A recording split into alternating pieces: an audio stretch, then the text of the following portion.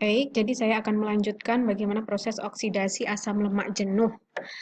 Nah, jadi dari tahap yang terakhir tadi, tahap yang keempat, itu pemotongan. Ini satu siklus ya. Jadi dari tahap 1 sampai tahap 4 itu adalah satu siklus. Ini akan dibebaskan satu potong atau satu produk yang terdiri dari dua karbon, itu asetil CoA, dan suatu asil CoA. Jadi asil CoA ini adalah suatu asam lemak dengan apa namanya esternya dengan CoA gitu ya, dan rantainya itu menjadi lebih pendek karena kehilangan dua atom karbon gitu ya. Nah, jadi apa produknya dari proses oksidasi palmitoyl CoA gitu ya, palmitoyl CoA tahap ataupun siklus yang pertama. Jadi pada siklus yang pertama ini dihasilkan satu asetil CoA dan satu myristoyl CoA. Nah, kemudian apakah myristoyl CoA ini bisa langsung masuk ke siklus TCA gitu ya? Belum bisa. Jadi ini myristoyl CoA juga harus masuk ke siklus-siklus beta oksidasi selanjutnya ya, sampai dihasilkan semuanya itu produknya adalah asetil CoA. Jadi di sini ada 1, 2, 3, 4, 5, 6. Ada 6 siklus kembali gitu ya. Jadi berulang kembali dari tahap 1 sampai 4 sebanyak 6 siklus, 6 kali gitu ya. Nah, dari myristoyl CoA ini akan dihasilkan 7 asetil CoA. Jadi ketika ditanya ada berapa jumlah siklus dari oksidasi asam palmitat. Nah, jadi kalau siklusnya itu adalah sebanyak 7 dan berapa jumlah asetil CoA yang dihasilkan itu sebanyak 8. Nah, jadi ini apa namanya 4 tahap reaksi ini beta oksidasi itu yang diulang gitu ya, yang satu siklus tadi kan diulang terus-menerus sampai akan terakhirnya itu akan dihasilkan asetil CoA seperti itu. Jadi dari satu kali beta oksidasi dihasilkan satu molekul asetil CoA, dua pasang elektron dan 4 proton gitu ya dan satu molekul asil lemak CoA atau disebut fatty acyl CoA. Nah, hilang dua atom karbonnya. Nah, myristoyl CoA satu siklus lagi berarti nanti tinggal dari yang awalnya 16 jadi 14 kemudian jadi 12 gitu ya. Dari myristoyl CoA ini 14 jadi 12 12 atom karbon plus 2 atom karbon asetil CoA dan seterusnya. Nah, ini seterusnya seperti ini sampai pada akhirnya dari satu molekul palmitoyl CoA mengalami beta oksidasi ya. Ini apa namanya membutuhkan 7 koenzim A, 7 FAD plus 7 NAD plus dan 7 molekul H2O gitu ya. Jadi ini masing-masing memang terlibat pada masing-masing tahap reaksi. Nah, ini akan dihasilkan 8 asetil CoA, 7 FADH2, 7 NADH dan 7H+.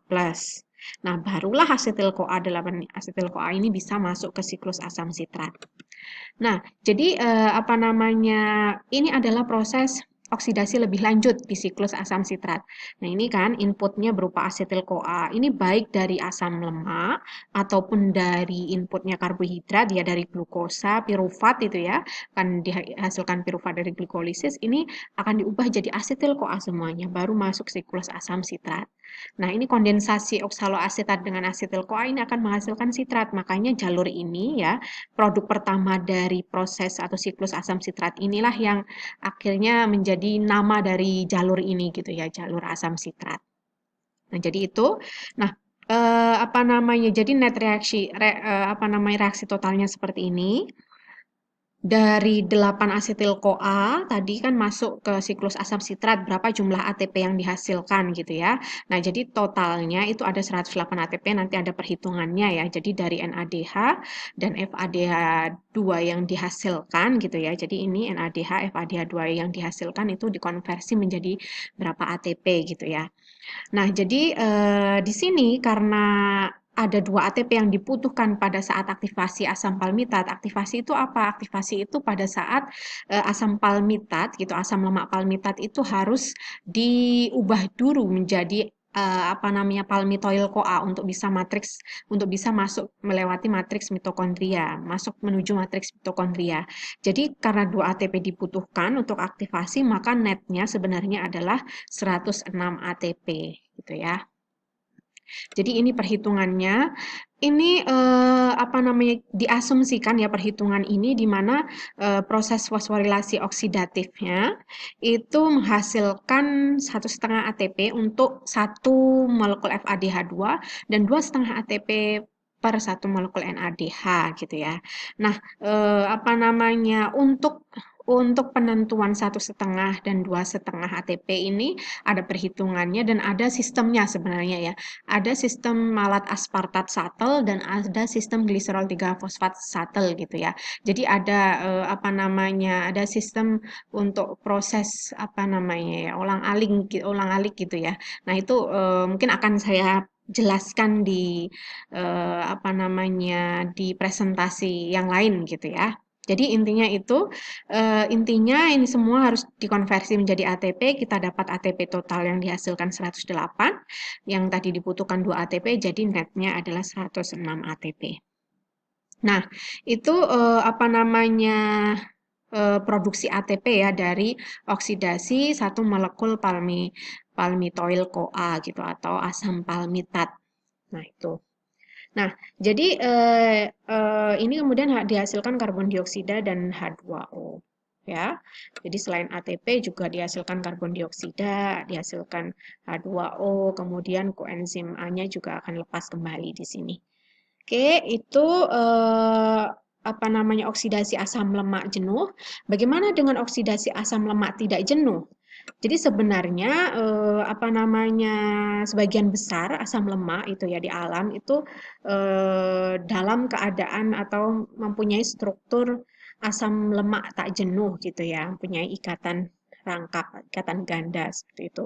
Nah, jadi kebanyakan juga konfigurasinya cis. Padahal dalam proses beta oksidasi itu ada salah satu enzim spesifik di mana dia bekerjanya itu pada ikatan trans, ikatan rangkap trans, yaitu enoil CoA hidratase.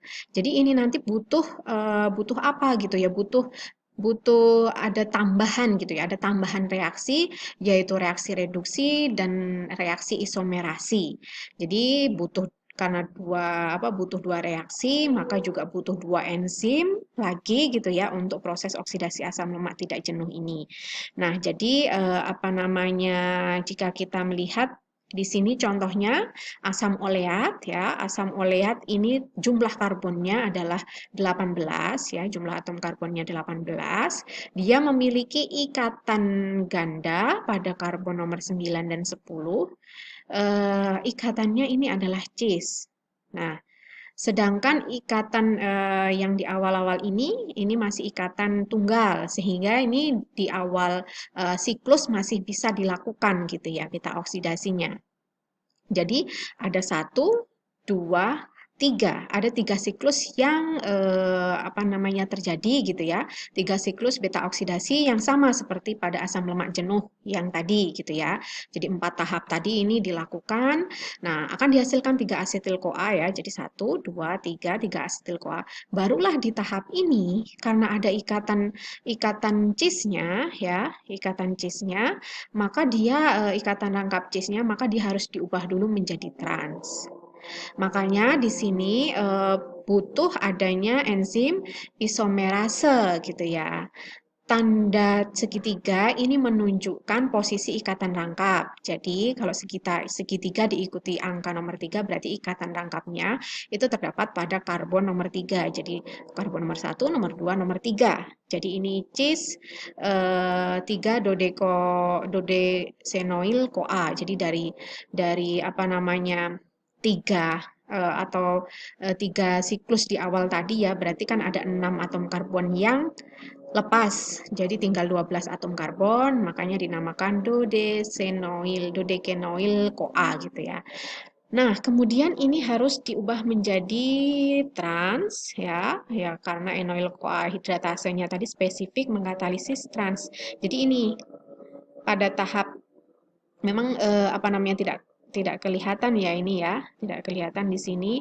Tapi ini harus diubah menjadi trans dulu, baru nanti proses beta oksidasinya bisa berjalan seperti pada tahap-tahap tadi gitu ya, 4 tahap tadi. Nah, jadinya di sini butuh isomerase, dihasilkan trans segitiga gitu ya, 2 dodekanoil CoA, kemudian baru dilanjutkan tahap hidrasi, dehidrogenasi, dan pemotongan.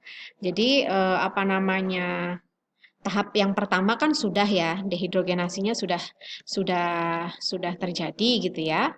Jadi sudah terbentuk ikatan rangkap sebenarnya, ikatan rangkap trans. Jadinya langsung di tahap yang nomor 2, 3, dan seterusnya. Dan 4 gitu ya untuk satu siklus ini setelah ini. Baru nanti siklus yang selanjutnya ya balik lagi ke awal karena ini sudah ikatan tunggal. Berarti masuk di tahap 1, dehidrogenasi, kemudian hidrasi, dehidrogenasi lagi, dan yang terakhir adalah tahap pemotongan seperti itu. Nah, jadi dari sini akan dihasilkan 6 asetil CoA. Jadi ada 1, 2, 3, 4, 5, 6, 7, 8, 9, 10, 11, 12. Ada 12 karbon, berarti ada 6 asetil CoA, berarti membutuhkan 5 siklus ya. Jadi 5 siklus beta oksidasi. Nah, mungkin sebagian besar asam lemak gitu ya, kita ketahui bahwa dia memiliki karakteristik kebanyakan ya, kebanyakan berjumlah atom karbon genap, kemudian juga sebagian besar karbon tidak jenuh dan juga memiliki konfigurasi cis. Namun juga ditemukan ya ada beberapa organisme yang mengandung asam lemak dengan jumlah atom karbon ganjil. Contohnya ini adalah pada sapi dan hewan pemamah gitu ya. Jadi pada proses fermentasi karbohidrat dalam rumennya gitu ya, dalam saluran apa namanya pencernaannya ini bisa membentuk suatu asam propionat. Jadi ini jumlah atom karbonnya ganjil gitu ya. Nah, apa namanya? Bagaimana proses oksidasi dari propionat gitu ya? Kalau misalkan langsung dipotong dua saja gitu ya, dua atom karbon gitu, apakah bisa gitu ya? Kenapa terus menyisakan gugus metil gitu? Apakah bisa seperti itu? Nah, ternyata tidak sesimpel itu gitu ya.